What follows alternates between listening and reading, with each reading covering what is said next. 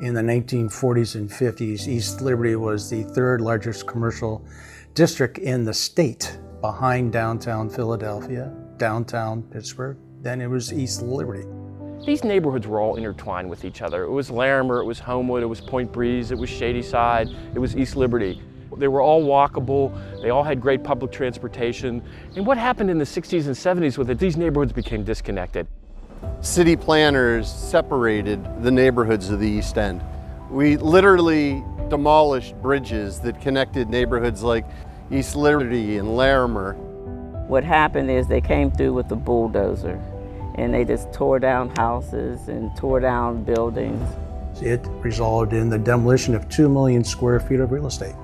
Quite frankly, beginning of the white flight from the urban core. It was a complete disaster. It's a history that always hasn't been very, very good.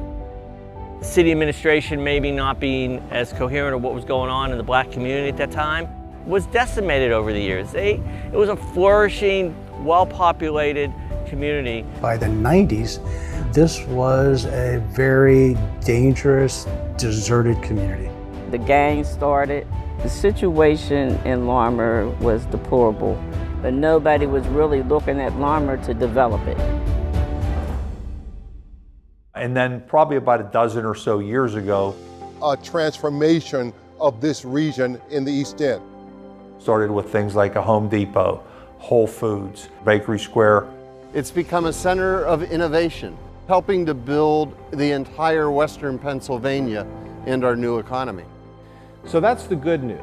The challenge I think we face is that for many people, the technology-fueled growth is an economic benefit that only comes to some.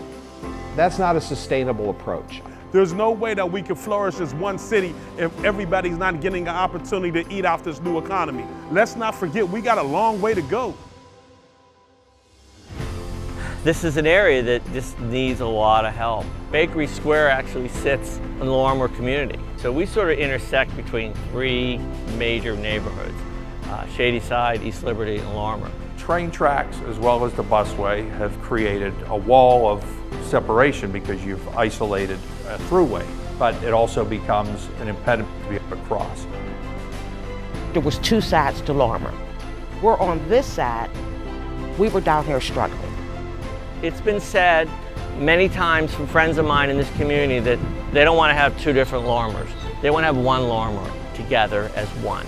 So I think one of the best ways to start to solve this systemic problem is to start building those connections.